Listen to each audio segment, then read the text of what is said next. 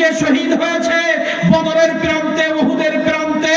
বর্তমানে যারা আল্লাহর দ্বীন প্রতিষ্ঠা করার জন্য যে সমস্ত আউলিয়া কেরাম, হক্কানি উলামায়ে কেরাম যারা দ্বীন প্রতিষ্ঠা করার জন্য, ইসলামকে প্রতিষ্ঠা করার জন্য আল্লাহর রাস্তায় শহীদ হচ্ছে, তারাই সঠিক পথে রয়েছে। ওয়াস-সালিহিন বলা হয়েছে, ও হক্কানি আউলিয়া কেরাম প্রথম কাতার রয়েছে। সারা বিশ্বের মধ্যে যারা হক্কানি ওলি, সারা বিশ্বের মধ্যে যারা হক্কানি আলেম ওলামা, তারা সঠিক পথে রয়েছে। ওয়া হাসুনা উলাইকা রাফিকা,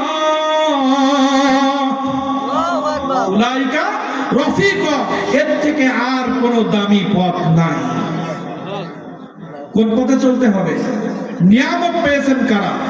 আমরা মনে করি আমার 100 বিঘা জমি আছে, আল্লাহ মানে আমার সব থেকে বেশি নিয়ামত দিয়েছে। নয়, মা বোনরা মনে করতে পারে আমার আল্লাহ অনেক সুন্দর চেহারা দিয়েছে, আমার স্বামী লাখ টাকা বেতন পায়, আমার ছেলে একটা ডাক্তার, আমার ছেলে একটা ইঞ্জিনিয়ার, আমি মনে হয় আল্লাহর নিয়ামত পেয়েছি। নয়, এটার ভিতরে নিয়ামত নয়।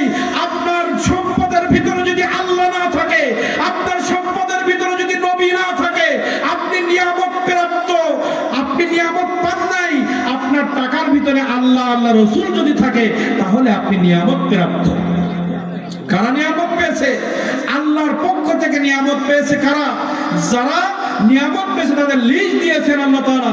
এই পৃথিবীর জমিনে আমার পক্ষ থেকে জান্নাতি নিয়ামত পেয়েছে নবীরা, সত্যবাদী যারা, সৎ পথে চলেছে তারা, যারা আমার রাস্তায় যুদ্ধ করে আমার দ্বীন প্রতিষ্ঠা করার জন্য যারা যুদ্ধ করে শহীদ হয়েছে, তারা যারা হক্কানি উলামায়ে কেরাম, হক্কানি আউলিয়া কেরাম, এরাই আমার পক্ষ থেকে নিয়ামত পেয়েছে। নিয়ামত কি? এবার আসেন, নিয়ামত হচ্ছে আমার চক্ষু দৃষ্টি সুন্দর, আমার চেহারা সুন্দর, আমার কানটাও ভালো, আমার কণ্ঠটাও ভালো, এটাও নিয়ামত। আল্লাহ তাআলা আমাকে 10 বিঘা জমি দিয়েছেন, এটাও নিয়ামত। আল্লাহ তাআলা আমার সুন্দর একটা চাকরি দিয়েছেন, এটাও নিয়ামত। কিন্তু আল্লাহ রাব্বুল আলামিন বললেন এটা সঠিক নিয়ামত নয়।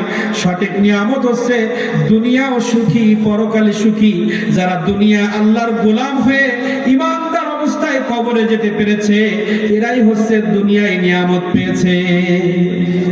আর নিয়ামত কি? সুদবিহীন অর্থনীতি। আপনি ব্যবসা করবেন, এই ব্যবসার মধ্যে যদি সুদ না থাকে, সুদবিহীন যদি আপনি ব্যবসা করতে পারেন, ওটাই হচ্ছে নিয়ামত। আর সুদের মাধ্যমে যে অর্থ আসে, ওটা নিয়ামত বলে না, ওটা গজব বলে।